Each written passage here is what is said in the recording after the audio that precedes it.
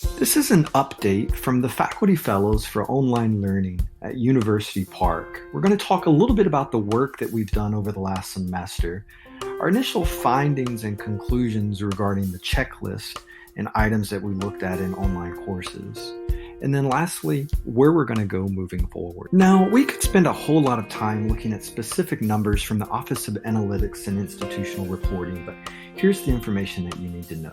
In comparison to previous years, our overall enrollment numbers, well, they're down a little. But when we look at the number of students who are taking online classes, those numbers continue to increase. 6. That's the important number here, and that's because there is a 6% decrease in success rates when we look at our online classes in comparison to our traditional face-to-face courses. And while 6% may not sound like an incredibly high decrease in terms of statistics, it really is, because when we have 6,000 students in any given semester enrolled in our online classes, that 6%, well, that equals 360 students who aren't successful.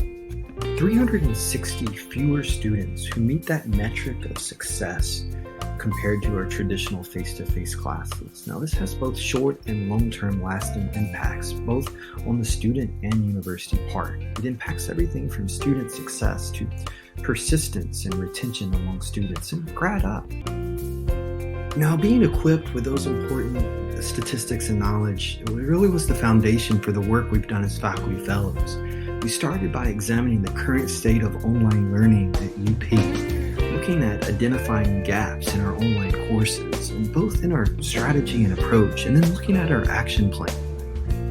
Making sure that the work that we were doing is both valuable and sustainable. We must be intentional because it's in our benefit here at University Park to do this the right way the first time.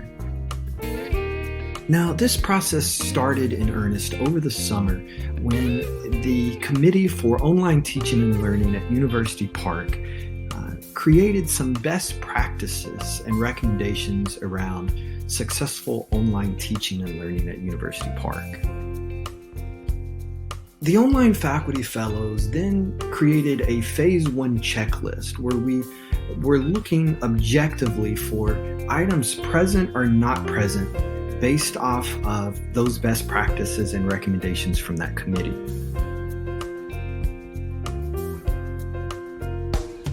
Now, that Phase 1 checklist is completely objective, so faculty fellows utilized that checklist and we went into the courses being taught online in our respective divisions, and we simply looked to see, is this item that's indicated on the checklist present or not present in the class? Now, once all of those evaluations were completed, we then aggregated that data to get a better understanding of where we are currently. So what is that current state of online teaching at University Park? That then informed our recommendations moving forward.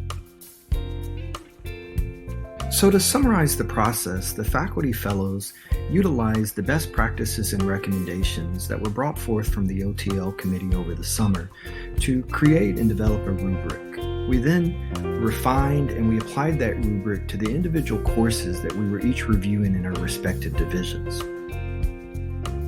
We then aggregated all of that data from those courses and we communicated our findings, our recommendations to our respective deans, to the Office of Professional Development, and to University Park administrators. Now, some takeaways and initial observations from a review of that Phase 1 checklist. The good news, most of the checklist gaps are easy fixes. They're small changes that instructors can implement that will really make a substantial difference in the quality of their online classes. One of our initial observations is regarding inconsistent syllabi, and in some instances they were even non-compliant, failing to meet the standards and expectations set forth by UP. In some instances, they weren't up to date. They had the incorrect semester or course information listed.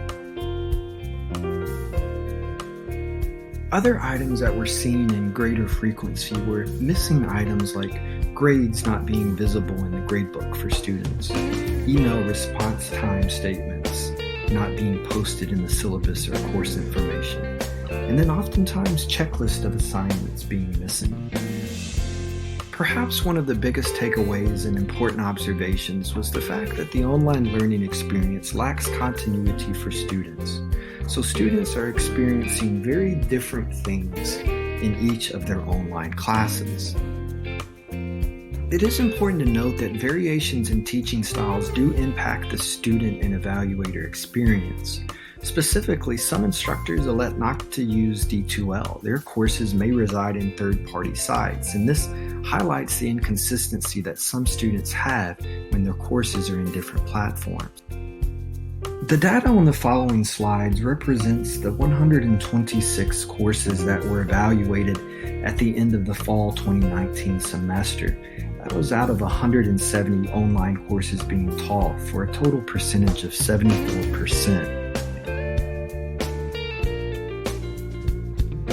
The data shown on this graph indicates the percentage of checklisted items that were present in all of our course evaluations. Anything above 70%, you don't see the specific item posted there.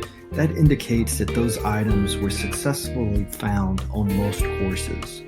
The 5 items indicated on this graph were the items from the evaluation checklist to be most often marked as not present, meaning these items were lacking, they were absent from the course materials. Now, if you're familiar with online teaching pedagogy, you already see the significance of some of these items being missing because these are some of the most important items in terms of students being able to have success and being set up for success in an online environment. The research surrounding online learning and the online experience has been quite consistent for the better part of the last 2 decades, and that is that students need 3 things in order to be successful in a class. They need clear instructions on how to get started, clear expectations, and they want to know how they're doing. So if we go back to our graph here on checklisted items that weren't present in our evaluations, you'll see here that those 3 things that students cite as items they need to be successful, all 3 of those are under that 70% threshold in terms of the number of courses that we evaluated. These are just a few of the items that we found from our initial review of the data. We wanted to share these because they're very important, and they're very important to that consistency in terms of students having an experience that is positive regardless of the online class that they're in.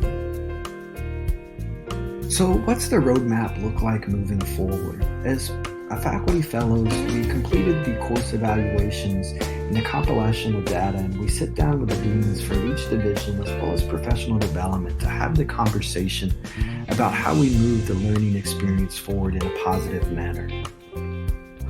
As educators, we know that the learning experience never stops and that we learn most from the experiences, both positive and negative experiences of our fellow colleagues who are teaching in the online space. So as we move forward, we want to have those conversations and have those best practices within our UP community.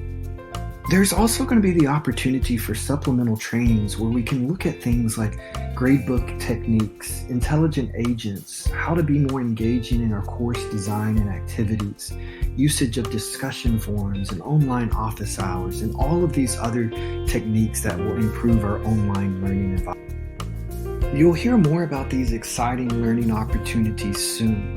And if you're an instructor who teaches for University Park in the online space currently, then you'll have the opportunity to review that checklist from Phase 1 evaluation with your department chair or your dean in the near future. Remember that a bad online experience isn't a temporary thing for our students. It could be the deciding factor in regards to if they sign up for another online class in the future. Or at its worst, it could be what keeps them from continuing their education with us at all. As faculty fellows for online learning at UP, we hope that you found this update to be useful and informative. Any questions at all, please don't hesitate to reach out to your division administrators. And we look forward to continuing to better the online learning environment for all of our students together.